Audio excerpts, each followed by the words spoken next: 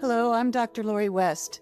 In celebration of 30 years of transplants, triumphs, and transformations, I'm here to share the story of how the partnership with Astellas Pharma Canada led to the creation and establishment and continued growth of the Canadian Donation and Transplantation Research Program. The story begins in 2011 when the Institute of Infection and Immunity of the Canadian Institutes of Health Research convened a two-day workshop in Montreal. The goal of this workshop was to bring experts together from three previously siloed research communities, that is, solid organ transplantation, bone marrow transplantation, and donation, to address potential commonalities and opportunities in the research that they carry out. The ultimate goal of this was to find a new way of working together where these commonalities could be leveraged to speed up research in this area and to accomplish greater goals. The outcome of this workshop was the development by CIHR of a request for applications for a research network dedicated to donation and transplantation. Working together with Dr. Marie-Josée Hébert at the University of Montreal, we came up with a concept of a framework that was truly transformative.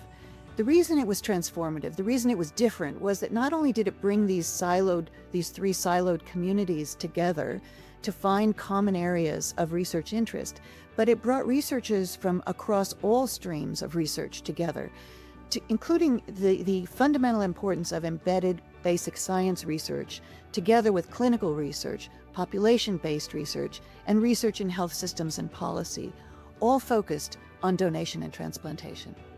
Because our idea of a research network was so much bigger than a traditional CIHR-funded research network, we began to seek out broader support to build this idea.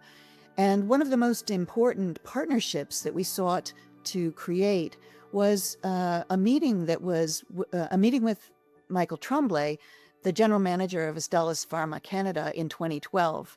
We sat down with Michael, Marie-Josée Hébert, and I, and described our idea, described what the framework was like, why it was so different from a traditional research network, why we were trying to bring in all streams of research and people across the country in these various transplant communities, and what we hope to accomplish with such an endeavor. And he seemed very interested. He listened to us and listened to our goals and our aspirations. And in the weeks and months that followed, he traveled across the country and talked to other transplant researchers across Canada. In his discussions with researchers across Canada in donation and transplantation, Michael encountered a lot of enthusiasm and excitement about the kind of research program that Marie-Josée and I were contemplating and had proposed. And so he came back and on behalf of Astellas Pharma Canada made a really critically important investment in our vision.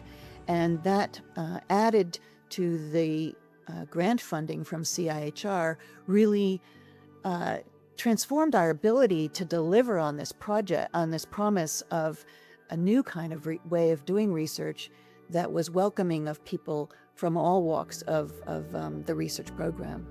Since the launch of the CDTRP in 2013, the program has become an internationally recognized powerhouse of team science, of integrated team science that brings together communities that had not worked together before, researchers who need a place to call home, if you like. We now have hundreds of researchers. We build programs for training new researchers for tomorrow. We've brought in patients and donors and families as real participants in research as well, so that we understand and can be driven by their research priorities, and they participate in the actual carrying out of research, including becoming co-authors. This has really allowed us to move forward and generate new knowledge that is leading toward meeting our ultimate goals, which is for every transplant to last a lifetime and for every donation opportunity to be achieved.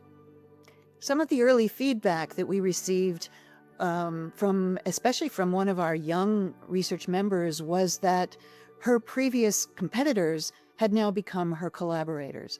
And I think this is a point that's illustrated as well by input from international collaborators and colleagues who have said that this power of collaboration is really what drives the work of the network forward. It increases our pace, it increases the rapidity with which we can disseminate new knowledge, generate and disseminate new knowledge, and in doing so, improve the outcomes for our patients. So that's the story of the development of the CDTRP and the impact of our partnership with Astellas Pharma Canada. We're very excited about what's been accomplished in the past 12 plus years, and we're equally looking forward with great hope and ambition to the challenges that emerge with new research questions. And we're happy to help Astellas celebrate their 30th anniversary.